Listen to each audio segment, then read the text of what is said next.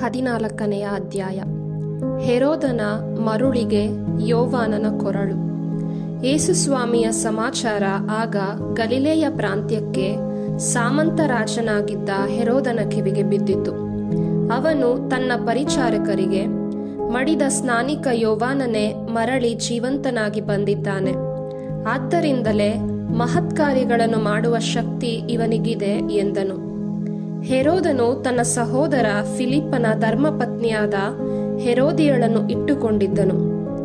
ಅವಳ ಪ್ರಯುಕ್ತ ಯೋವಾನನನ್ನು ಹಿಡಿದು ಬಂಧಿಸಿ ಸೆರೆಯಲ್ಲಿ ಹಾಕಿದ್ದನು.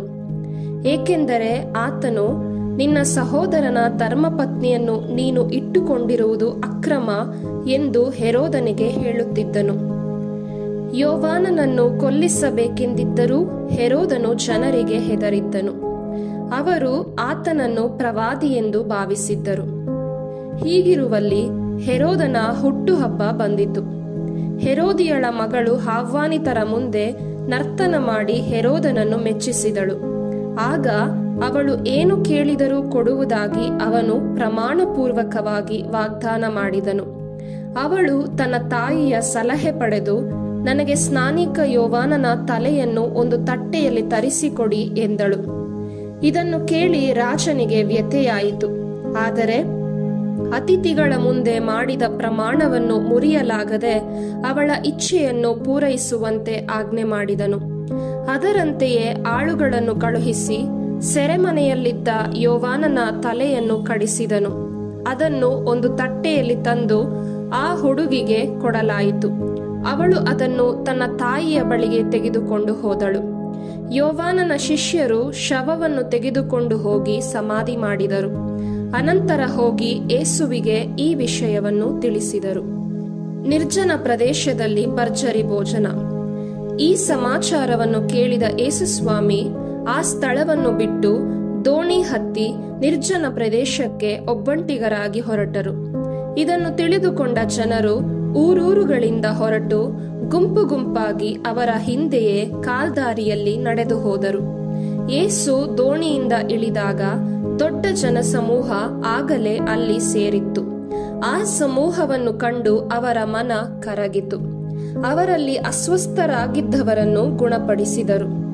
ಸಂಜೆಯಾದಾಗ ಶಿಷ್ಯರು ಯೇಸುವಿನ ಬಳಿಗೆ ಬಂದು, ಇದು ನಿರ್ಜನ ಪ್ರದೇಶ, ಈಗಾಗಲೇ ಹೊತ್ತು ಮೀರಿ ಹೋಗಿದೆ.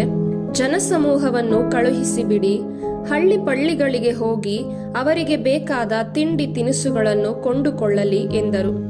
ಅದಕ್ಕೆ ಯೇಸು, ಅವರು ಹೋಗಬೇಕಾಗಿಲ್ಲ, ನೀವೇ ಅವರಿಗೆ ಊಟಕ್ಕೆ ಏನಾದರೂ ಕೊಡಿ ಎಂದರು.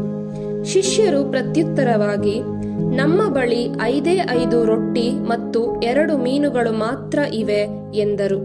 ಯೇಸು, ಅವನ್ನು ಇಲ್ಲಿಗೆ ತನ್ನಿ ಎಂದು ಹೇಳಿ ಜನರೆಲ್ಲರೂ ಹುಲ್ಲಿನ ಮೇಲೆ ಕುಳಿತುಕೊಳ್ಳುವಂತೆ ಅಪ್ಪಣೆ ಮಾಡಿದರು. ಬಳಿಕ ಆ 5 ರೊಟ್ಟಿಗಳನ್ನು 2 ಮೀನುಗಳನ್ನು ತೆಗೆದುಕೊಂಡು ಸ್ವರ್ಗದತ್ತ ಕಣ್ಣೆತ್ತಿ ನೋಡಿ ದೇವರಿಗೆ ಸ್ತೋತ್ರ ಸಲ್ಲಿಸಿದರು. ತರುವಾಯ ರೊಟ್ಟಿಗಳನ್ನು ಮುರಿದು ಶಿಷ್ಯರಿಗೆ ಕೊಟ್ಟರು. ಶಿಷ್ಯರು ಜನರಿಗೆ ಹಂಚಿದರು. ಎಲ್ಲರೂ ಹೊಟ್ಟೆ ತುಂಬಾ ತಿಂದು ತೃಪ್ತರಾದರು. ಉಳಿದಿದ್ದ ತುಂಡುಗಳನ್ನು ಒಟ್ಟುಗೂಡಿಸಿದಾಗ ಅವು 12 ಬುಟ್ಟಿಗಳ ತುಂಬ ಆದವು. ಊಟ ಮಾಡಿದವರಲ್ಲಿ ಹೆಂಗಸರು ಮಕ್ಕಳನ್ನು ಬಿಟ್ಟರೆ ಗಂಡಸರೇ ಸುಮಾರು 5,000 ಇದ್ದರು. ಕಡಲ ಮೇಲೆ ಕಾಲು ನಡೆ. ಇದಾದ ಮೇಲೆ ಯೇಸುಸ್ವಾಮಿ ತಾವು ಜನರ ಗುಂಪನ್ನು ಕಳುಹಿಸಿ ಬಿಡುವಷ್ಟರಲ್ಲಿ ಶಿಷ್ಯರು ದೋಣಿ ಹತ್ತಿ ತಮಗಿಂತ ಮುಂದಾಗಿ ಸರೋವರದ ಆಚೆಯ ದಡಕ್ಕೆ ಹೋಗಬೇಕೆಂದು ಆಜ್ಞಾಪಿಸಿದರು. ಜನರನ್ನು ಬೀಳ್ಕೊಟ್ಟ ಬಳಿಕ ಪ್ರಾರ್ಥನೆ ಮಾಡಲು ಯೇಸು ಒಬ್ಬರೇ ಬೆಟ್ಟಕ್ಕೆ ಹೋದರು. ಕತ್ತಲೆ ಕವಿದಾಗ ಅವರು ಅಲ್ಲಿ ಒಬ್ಬಂಟಿಗರಾಗಿದ್ದರು. ಅಷ್ಟರಲ್ಲಿ ದೋಣಿ ದಡದಿಂದ ಬಹುದೂರ ಸಾಗಿತ್ತು. ಎದುರುಗಾಳಿ ಬೀಸಿ ಅದು ಅಲೆಗಳ ಬಡಿತಕ್ಕೆ ಸಿಕ್ಕಿಕೊಂಡಿತು. ಆಗ ರಾತ್ರಿಯ ಕಡೇ ಜಾವದ ಸಮಯ. ಯೇಸು ಸರೋವರದ ಮೇಲೆ ನಡೆದುಕೊಂಡೇ ಶಿಷ್ಯರ ಬಳಿಗೆ ಬಂದರು. ಹೀಗೆ ಸರೋವರದ ಮೇಲೆ ನಡೆದು ಬರುತ್ತಿದ್ದ ಯೇಸುವನ್ನು ನೋಡಿದಾಗ ಶಿಷ್ಯರು ಭಯಭ್ರಾಂತರಾದರು. ದಿಗಿಲುಗೊಂಡು ಭೂತ ಭೂತ ಎಂದು ಚೀರಿದರು. ತಕ್ಷಣವೇ ಯೇಸು, ಭಯಪಡಬೇಡಿ, ನಾನೇ, ಬೇರೆ ಯಾರೂ ಅಲ್ಲ, ಧೈರ್ಯದಿಂದಿರಿ ಎಂದು ಅವರೊಡನೆ ಮಾತನಾಡಿದರು. ಆಗ ಪೇತ್ರನು, ಸ್ವಾಮಿ, ನೀವೇ ಆದರೆ ನಾನು ನೀರಿನ ಮೇಲೆ ನಡೆದು ನಿಮ್ಮ ಬಳಿಗೆ ಬರುವಂತೆ ಆಜ್ಞಾಪಿಸಿ ಎಂದನು. ಏಸು ಬಾ ಎಂದು ಕರೆಯಲು ಪೇತ್ರನು ದೋಣಿಯನ್ನು ಬಿಟ್ಟು ನೀರಿನ ಮೇಲೆ ನಡೆಯುತ್ತಾ ಏಸುವಿನತ್ತ ಬಂದನು. ಆದರೆ ಬಲವಾದ ಗಾಳಿ ಬೀಸುತ್ತಿರುವುದನ್ನು ಕಂಡು ಹೆದರಿದನು. ಹಾಗೆಯೇ ಮುಳುಗಿ ಹೋಗಲಾರಂಭಿಸಿದನು. ಆಗ ಸ್ವಾಮಿ, ಕಾಪಾಡಿ ಕಾಪಾಡಿ ಎಂದು ಕೂಗಿಕೊಂಡನು. ಆ ಕ್ಷಣವೇ ಏಸು ಕೈಚಾಚಿ ಅವನನ್ನು ಹಿಡಿದುಕೊಂಡು, ಅಲ್ಪ ವಿಶ್ವಾಸಿಯೇ, ಏಕೆ ಸಂದೇಹಪಟ್ಟೆ ಎಂದರು. ಅನಂತರ ಅವರಿಬ್ಬರೂ ದೋಣಿಯನ್ನು ಹತ್ತಿದರು. ಕೂಡಲೇ ಗಾಳಿ ನಿಂತು ಹೋಯಿತು. ದೋಣಿಯಲ್ಲಿದ್ದವರು, ನೀವು ನಿಜವಾಗಿಯೂ ದೇವರ ಪುತ್ರ ಎಂದು ಹೇಳಿ ಏಸುವನ್ನು ಆರಾಧಿಸಿದರು. ಅರಿವೆಯಿಂದಲೂ ಹರಿದು ಬಂದ ಆರೋಗ್ಯ. ಅವರೆಲ್ಲರೂ ಸರೋವರವನ್ನು ದಾಟಿ ಗೆನೆಸರೇತ್ ಊರಿನ ದಡ ಸೇರಿದರು.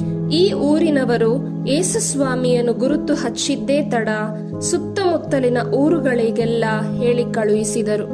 ರೋಗ ರುಜಿನಗಳಿಂದ ನರಳುತ್ತಿದ್ದವರನ್ನು ಕರೆದುಕೊಂಡು ಬಂದರು. ಇವರು, ನಿಮ್ಮ ಉಡುಪಿನ ಅಂಚನ್ನಾದರೂ ಮುಟ್ಟಲು ಅಪ್ಪಣೆಯಾದರೆ ಸಾಕು ಎಂದು ಯೇಸುವನ್ನು ಬೇಡಿಕೊಂಡರು. ಹಾಗೆ ಮುಟ್ಟಿದವರೆಲ್ಲ ಗುಣ ಹೊಂದಿದರು.